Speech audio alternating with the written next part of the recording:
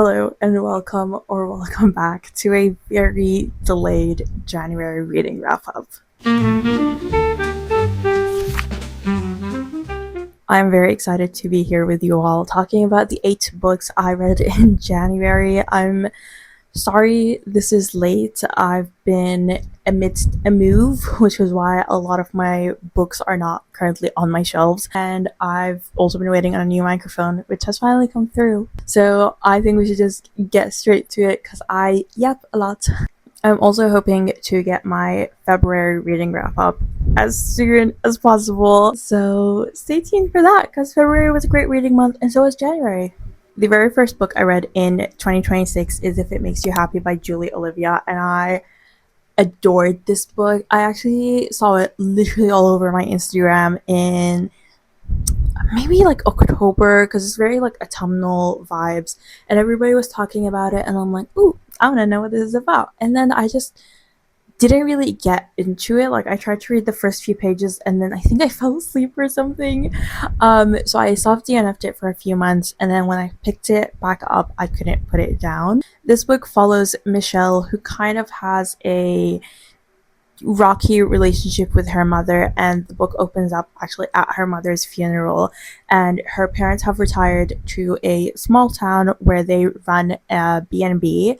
And at the funeral, most of their friends and acquaintances from this small town come to visit, and Michelle is seeing all those people that know such a different woman to who she knows, and she's very confused and perplexed and in pain because she feels like the mom that she knew does not match all those beautiful stories that those strangers are telling. She is also going through a rough divorce, and which has kind of shaken her self-esteem and a lot of what she knows to be true about herself.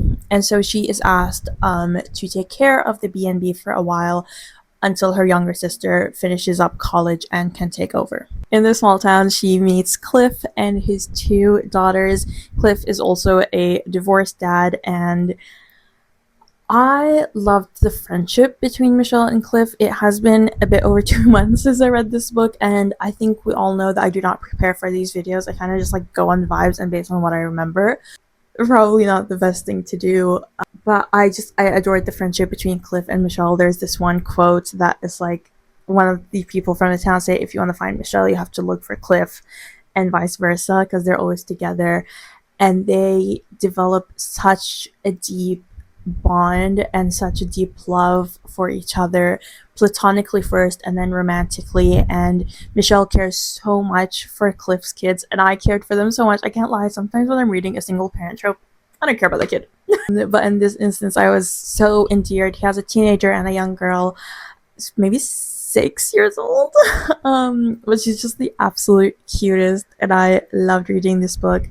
I also loved reading about how Michelle and her sister both view her mom very, very differently, how she views her dad differently. They have such different experiences with her parents. And as somebody who is one of 4 children, I think my sisters and I all have such different perspectives of our parents. And it's always just like so interesting to get into like the head of all those different people. So like Michelle is so different to who I am personally, and yet I loved her so dearly. Like, Michelle's the kind of person who would reply to an email immediately. The book is set in 1997, so she's more likely to answer a phone.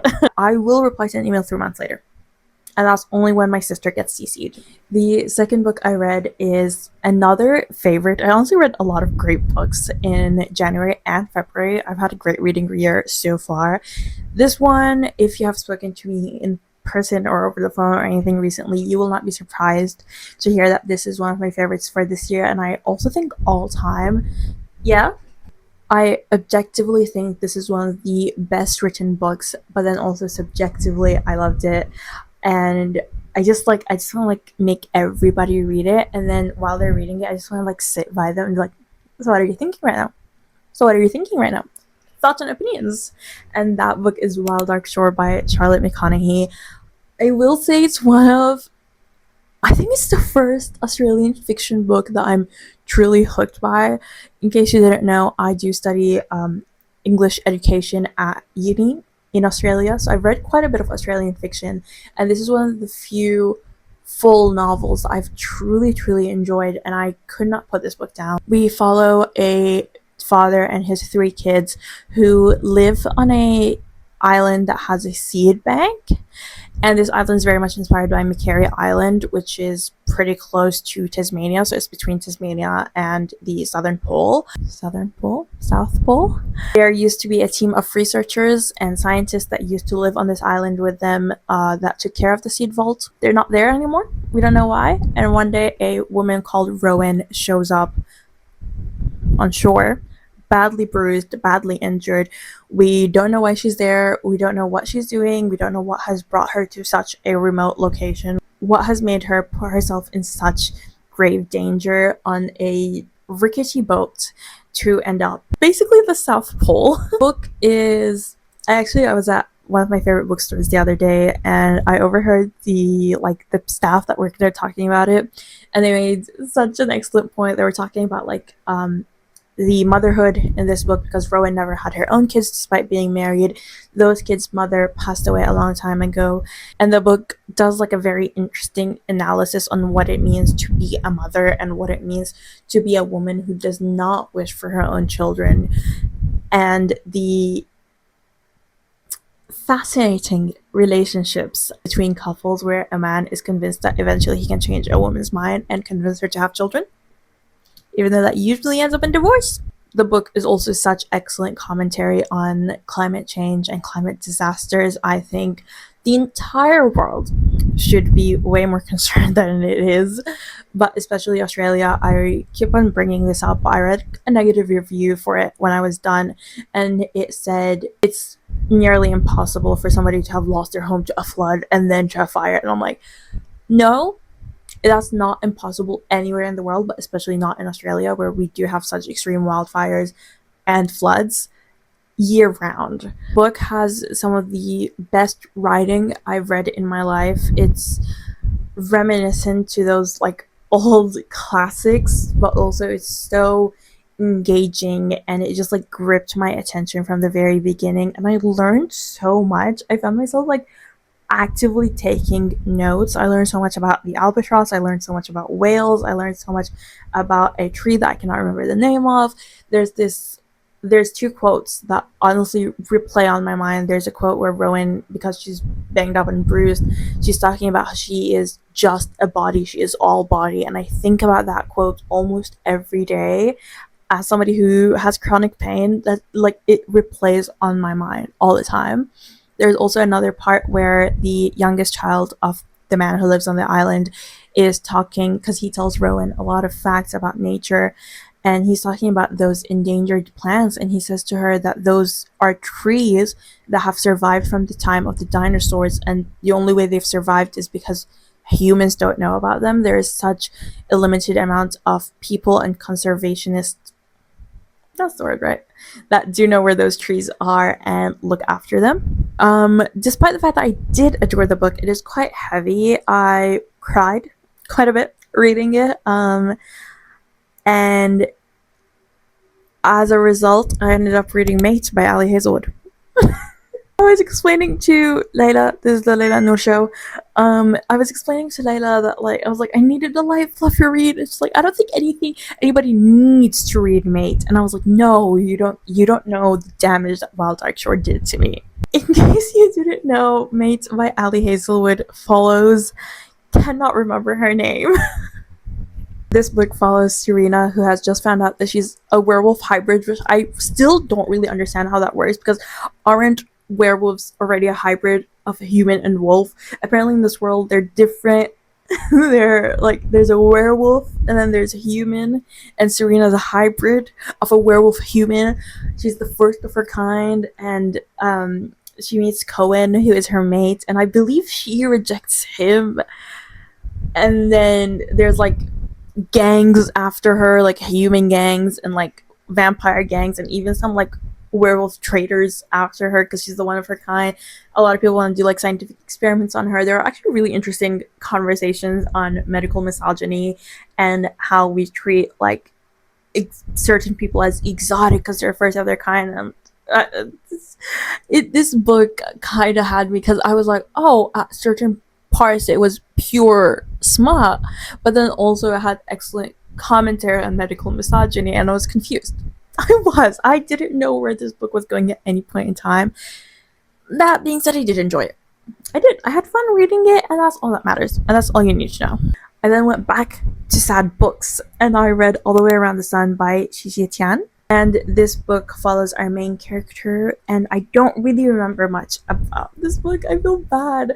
But she has lost her brother in an accident while he was away at college, and right now her parents have just flown back to China to look after her grandma, and she is left at home with a childhood friend that she no longer talks to. It's coming back to me as I'm talking right now. And they go on a road trip to different colleges to see what college she wants to go to. Except the whole time she's stuck with the trauma of, oh my god, my brother died at college. Why would I ever want to go that route? And I'm not to be mean, the book wasn't very memorable. I do remember that I did really enjoy all the parts where the main character spoke about her brother and she's experiencing the first year of grief, which everybody tells you just need to get through the first year. So it was really interesting reading that. Aside from it, I like the rest of the book didn't really mean much to me. It didn't really resonate to me. I am somebody who applied to one uni and then got into the one uni. And not that I need to relate to a book to enjoy it. Michelle is so different to who I am personally. Clearly, I don't relate to Serena from Mate, and I enjoyed that one. Like, the whole college aspect didn't really interest me that much, and so I'm gonna move on. I then received an arc of how not to conjure a boyfriend. And I'm not gonna lie to you, I didn't really like this book. Hello, editing Nour, and I just wanted to jump in real quick and apologize for something. It has been a while since I've read this book, but I've been revisiting it while editing, and I realized that Kenzie, the main character, is actually non-binary and goes by they them pronouns. So I am misgendering Kenzie throughout these clips by referring to them as he. So I just wanted to point that out in case you've read the book or you looked the book up and you realize I've misgendered them. So yeah. This book follows our main character who's a barista, and he has a crush on this guy who comes into the coffee shop every day almost. And then at one point, this guy falls at the cafe, hits his head, and goes into a coma. And to be allowed to go to the hospital with him, he pretends that he is his boyfriend. And then he gets stuck in the circle of this guy's family. I can't remember their names. Apologies. Yeah, he gets tangled up in this web of lies, and it was just like the whole time I was anxious, hand on heart, and I'm like, this is gonna go really badly, especially because coma guy, his brother, is onto him. He's like, I know that you're not actually dating my brother. My brother used to tell me everything. This is sus. And then main character and the brother start developing feelings, and the whole time I'm just like, I don't know. I'm an anxious person, and while reading these books, I'm always like, I don't want to tell the truth. So I think that took away a lot of it. I also do have a way more coherent review up if you would like to check that out. Yeah, more people coming into my room. Yep.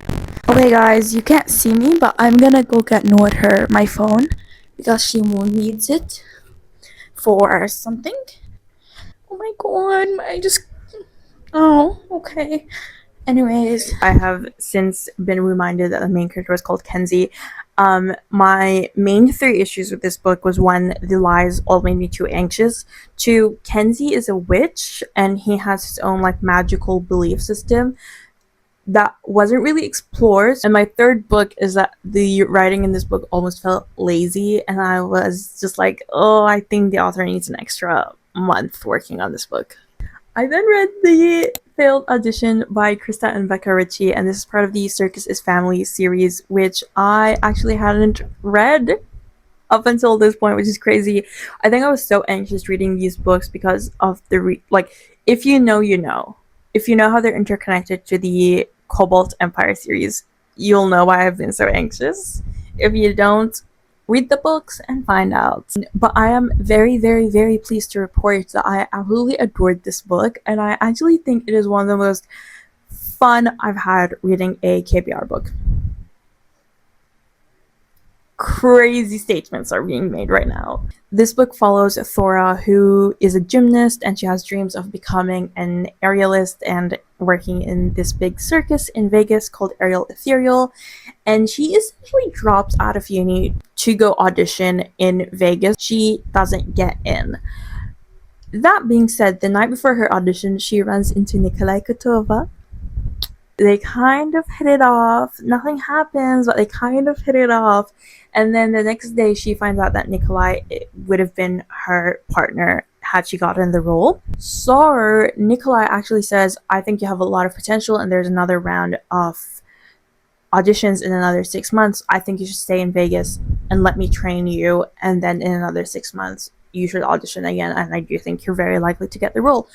So Miss Girl drops everything and moves to Vegas. The book had the fun that I find in all other KBR books. It had the emotional depth that I seek. Their books are obviously fun romances, but there is quite a bit of depth. There's, aside from the interconnectedness that I was talking about earlier, like Princesses of Philly is mentioned in this book, Rose Calloway is mentioned in this book, and I'm like, oh my god, mother! Like, just the Kotovas all together. I love books about family. I love when there's like 8 billion characters and I have to like draw a web to make sure that everybody gets everything. I'm trying to explain these books to my family, and I'm like, guys, keep up with me. I really, really love these books, and I'm so glad. I'm currently reading book 2 in the series, which unfortunately there are only 2 books, but one day there will be a third. Trust. Camilla Dimitri, trust. Lastly, I read The Last Tiger by Julia Ryu and Brad Ryu, another sibling author duo. I lagged there. And this book is set in, it's essentially Korea that has been colonized by Japan, but I believe it's referred to as Tiger Nation, and they're ruled by Dragon Nation. And it follows Chia and Ji, whose family has very much assimilated into the Japanese style. They even have like a Japanese last name that they go by. They're quite rich, which is what happens when you're a class traitor. Inji's father is somebody who will betray his class if it meant ensuring that his children have a good life and are well taken care of. Inji ends up meeting Sung, who is a worker at her home, but they meet outside of her house at a tiger slaying ceremony where tigers are almost completely extinct in Korea, or the Tiger Nation, and every time they find a tiger, they have a public slaying ceremony for it to remind the people to stay in line. Inji and Sing end up making a deal where he will keep the secret that she snuck out of the house and went to a tiger ceremony, as long as she tutors him to get into the Tiger Academy, where they can get like special powers that are given to them very kindly by the dragon spirit. No matter how much Singh studies, he does end up failing the exam because obviously they are rigged to only allow the elite of the elite in. It is a fake drop of hope. And then we follow them years later when they have grown. Singh is obviously very angry at the Dragon Empire, and he has no sympathy or hope for any of them, while Inji tries her best to kind of figure out like a balance in between being Korean, but also knowing that she has been in the academy for many years and has received all this spirit power and this energy that allows her to protect and defend herself and her family. When Inji and Singh run into the very last tiger, find themselves at a crossroads. There is quite the conundrum where Inji has gotten into quite a bit of trouble. So she is either to get the tiger and be the reason it gets slayed and restore honor to her family, or let it go and essentially be executed, I believe. And Singh would like to find the last tiger, and I think this book has very excellent world building, and the build up to the main complex issue was done really well. The ending, however, was rushed. I felt like the book was too long, yet not long enough. However, it is a debut novel as far as I'm aware, and it is inspired by the siblings' grandparents' love story, which is always a beautiful thing to see. However, like I'm sad for their next book, whether they are writing together or separately. I finally read Joan is Okay by Wei Kwang. This is like a literary fiction book that follows Joan, who is an ICU doctor, and she doesn't have the best relationship with her family, and her father has just died, and her mom has moved to America and is now stuck in America because of COVID, and her brother has like a big house in, I think, like Connecticut or something, and he's always trying to convince her to start up her own clinic. And he's like, "There's so much money to be made." It's like, I'm just happy at my ICU job. Leave me alone. I'm happy and content with my routines and with my life. And I definitely thought COVID would be a way bigger part of this story. This is one of those books where nothing much really happens, but the characterization is done really well. I can see why a lot of people would find this book boring. Even the character of Joan sometimes can feel quite stagnant, and it feels like by the end of the book she hasn't really changed. But I actually do enjoy that because she doesn't change. She just learns how to say, "This is who I am, and I'm okay with it, and you need to get off my back." She does have that, like, Asian child syndrome of, I don't know how to tell my mom to back off, and if I do, then suddenly I'm the bad guy. And so it was really interesting seeing her navigate the relationship with her mom, with her dead dad, with her brother, with being a Chinese doctor during COVID. And this book was just generally really well written. Those are all the 8 books I read in January. They were almost all bangers. And I'm very happy. I was very glad to have such a good start to the year. I am once again unhappy with the fact that it took me this long to get it up, but I will start doing these monthly. I will. I'm gonna get my February one up soon, and then the March one will be up in April. First week of April. Actually, maybe not, because we're moving and we're gonna be busy. I'm so excited for the new setup in my new room. So excited, and you should be excited too. Okay, thank you so much for watching. I always get so awkward at the end. Bye!